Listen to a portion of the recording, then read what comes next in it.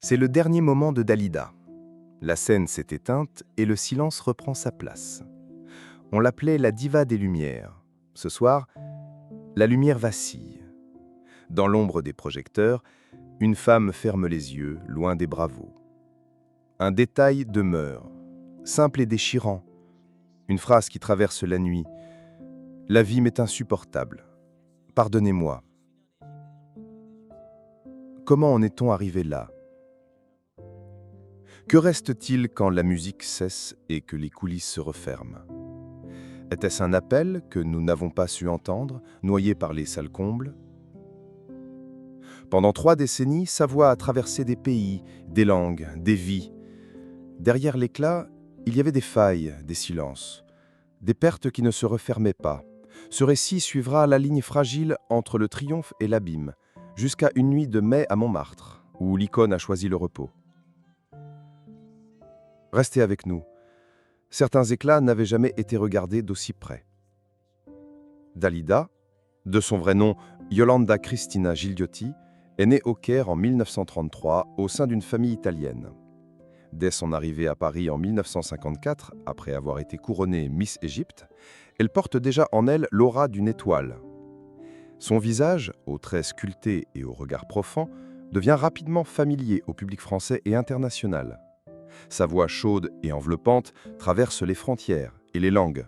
Français, italien, arabe, anglais, espagnol. Et se mêle à des styles variés, de la chanson traditionnelle à la pop, du disco aux ballades mélancoliques. En public, elle apparaît toujours impeccable, robe scintillante, coiffure soignée, gestes maîtrisés.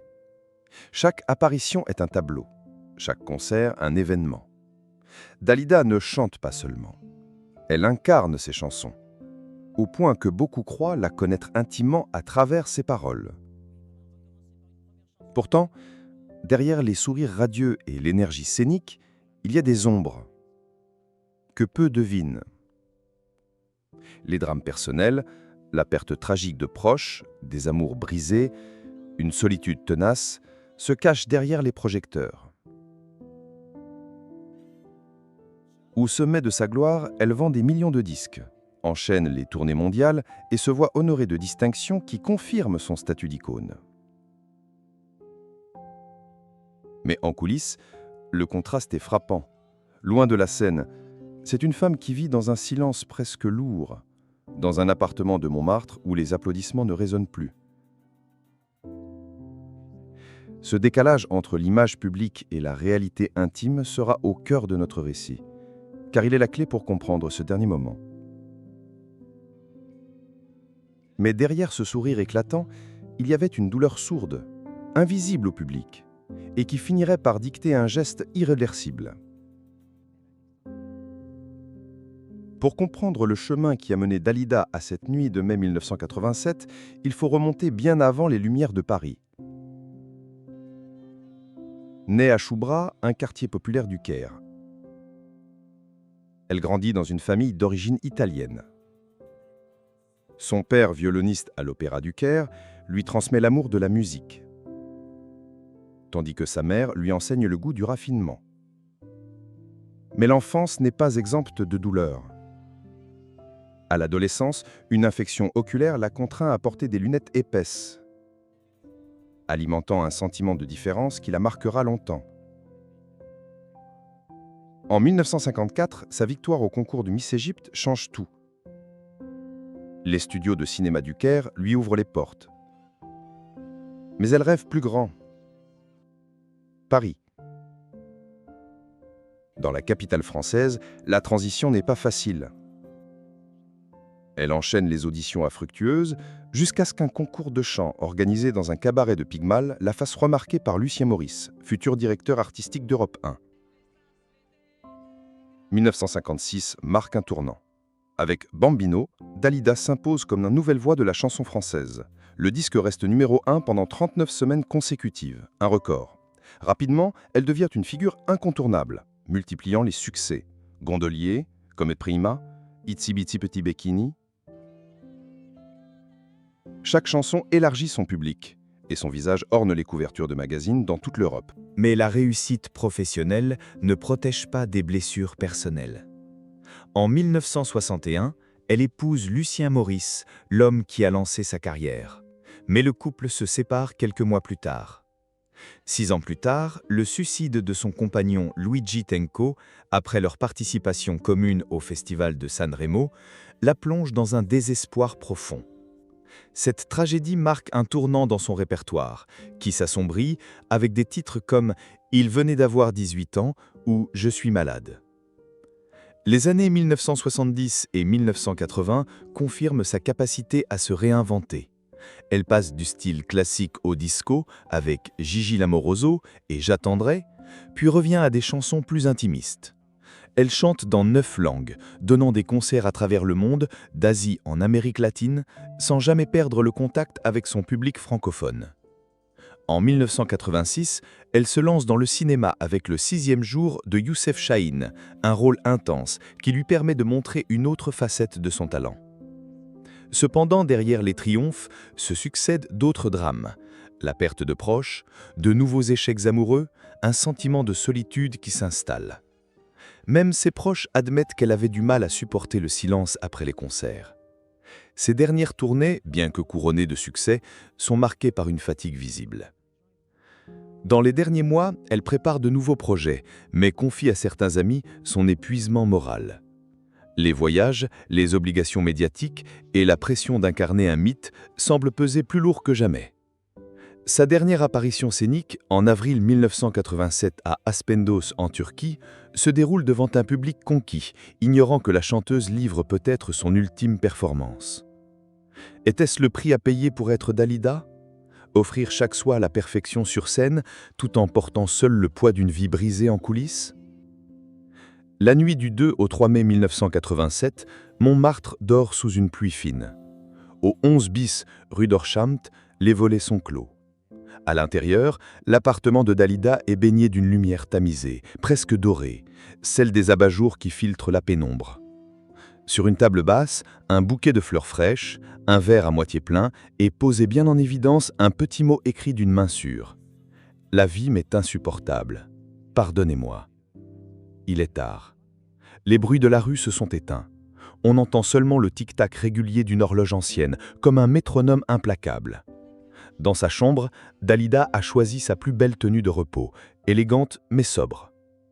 Chaque geste semble avoir été pensé, les rideaux tirés, les objets rangés, les lumières réglées pour créer une atmosphère douce, presque accueillante.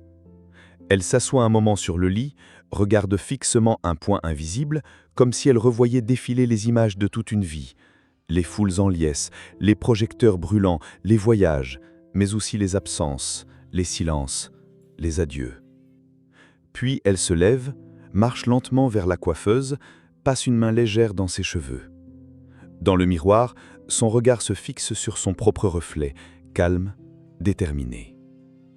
Sur la table de nuit, une boîte de barbiturique. Le geste est lent, mesuré, presque cérémoniel. Les phrases courtes se succèdent. Ouvrir, verser, avaler. L'eau froide. Silence. Elle s'allonge, tire légèrement la couverture, un soupir, long, profond. Le souffle se fait plus rare. Le tic-tac continue, implacable. Au petit matin, le téléphone sonne. Personne ne répond. Les heures passent. Un proche inquiet frappe à la porte. L'appartement est silencieux. La clé tourne dans la serrure. Un pas hésitant franchit le seuil. La lumière douce éclaire encore la pièce. Sur le lit, Dalida repose, immobile, sereine, comme endormie. Le mot est toujours là, témoin muet d'un choix irréversible. Cette nuit-là, la diva des Lumières s'est éteinte dans l'ombre, laissant derrière elle une ville incrédule et un public orphelin. La nouvelle se répand dès le matin du 3 mai 1987. Paris se réveille avec un choc.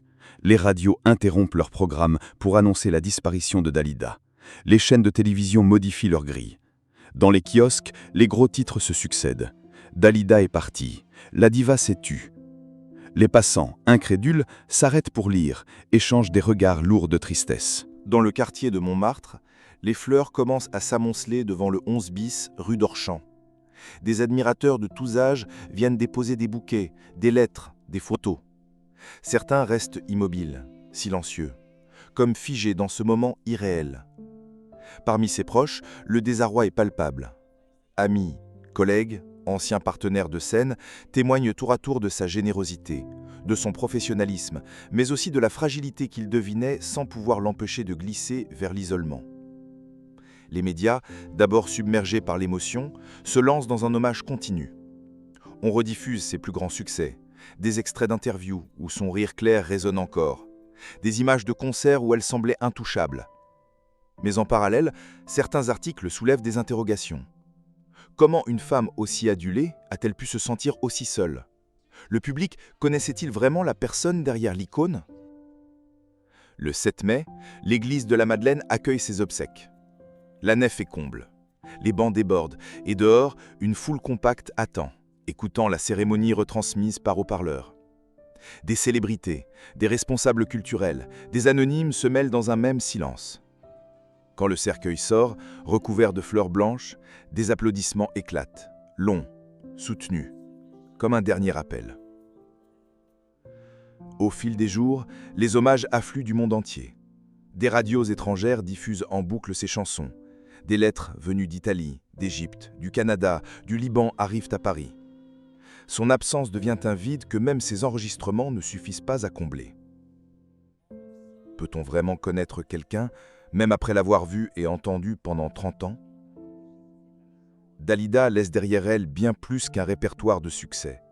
Elle lègue une empreinte culturelle qui transcende les générations et les frontières. Sa voix, capable de passer de la tendresse à l'intensité en quelques mesures, continue de toucher ceux qui la découvrent comme ceux qui l'ont aimée de son vivant. Chacune de ses chansons raconte une part de sa vie, mêlant éclat de joie et ombre persistante. Son héritage ne se mesure pas seulement en millions de disques vendus ou en records battus. Il réside dans la manière dont elle a incarné ses chansons, comme si chaque mot, chaque note avait été vécu. Dalida a offert au public une sincérité rare, quitte à y laisser des fragments d'elle-même. Sa trajectoire rappelle que la gloire, aussi éclatante soit-elle, n'efface ni la fragilité humaine, ni le besoin de tendresse et de compréhension. Son histoire devient ainsi un miroir pour chacun. Derrière chaque façade, aussi lumineuse soit-elle, peut se cacher une solitude profonde. La vie de Dalida invite à chérir les instants de bonheur, à tendre la main avant qu'il ne soit trop tard et à reconnaître la valeur des souvenirs partagés. Aujourd'hui encore, sur sa tombe au cimetière de Montmartre, les fleurs se renouvellent sans cesse.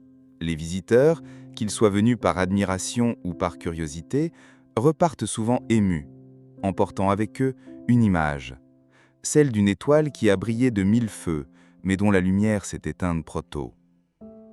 Comme une chanson qui s'éteint dans le silence, l'histoire de Dalida continue de résonner bien après la dernière note. Et vous, quel souvenir gardez-vous de Dalida? Est-ce une chanson, un moment précis, une émotion qui vous revient à l'esprit? Partagez-le en commentaire. Vos histoires font vivre sa mémoire et permettent à d'autres de découvrir des facettes inconnues de cet artiste hors du commun. Si ce récit vous a touché, abonnez-vous à notre chaîne pour ne pas manquer les prochaines histoires. Nous continuerons à vous emmener dans les coulisses des vies et des derniers instants de ceux qui ont marqué notre culture et nos cœurs. En vous abonnant, vous rejoignez une communauté qui aime se souvenir, comprendre et rendre hommage. Ensemble, nous perpétuons la mémoire de ces artistes afin que leur lumière ne s'éteigne jamais complètement. Dalida nous a quittés il y a longtemps, mais sa voix, elle, résonnera toujours.